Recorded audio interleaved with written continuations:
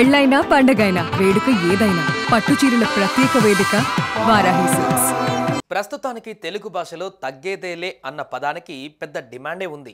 Serious మ్యాటర్లో అయినా సరదా సంభాషణల్లో అయినా ఆ పదం వాడకం ఫుల్గా పెరిగిపోయింది. పెద్దోళ్లే కాదు చిన్నారులు సైతం తగ్గేదేలే అనడం చూస్తుంటే పుష్పరాజ్ ఫీవర్ ఏ స్థాయిలో పెరిగిందో అర్థమైపోతుంది.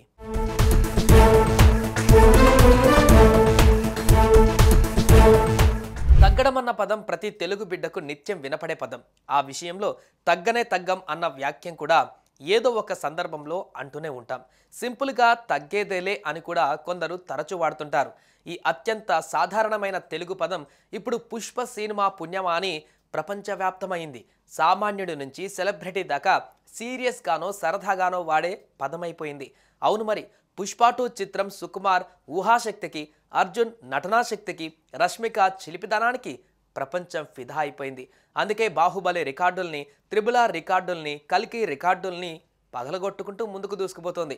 ఒక డబ్బింగ్ చిత్రం నార్త్లో 800 కోట్లు కొల్లగొట్టడం అన్నది బ్రేక్ చేయడం ఇప్పుడప్పుడే సాధ్యం కాదన్న మాట కూడా వినిపిస్తోంది.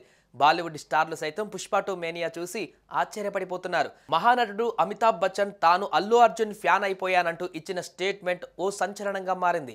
ఇవన్నీ ఒక ఎత్తు అయితే ఆఖరకు బుడిబుడి అడుగులు నడిచే చిన్నారులు సైతం భాషలు యాసలకు అతీతంగా తగ్గేదేలే అంటూ చిట్టి పుష్పాలుగా మారిపోతున్నారు. నటి శ్రియా ఇన్స్టాలో షేర్ చేసిన ఓ క్యూట్ వీడియో చిట్టి పుష్ప రాధా పుష్పరాజ్ని ఎలా అనుకరించిందో చూడండి.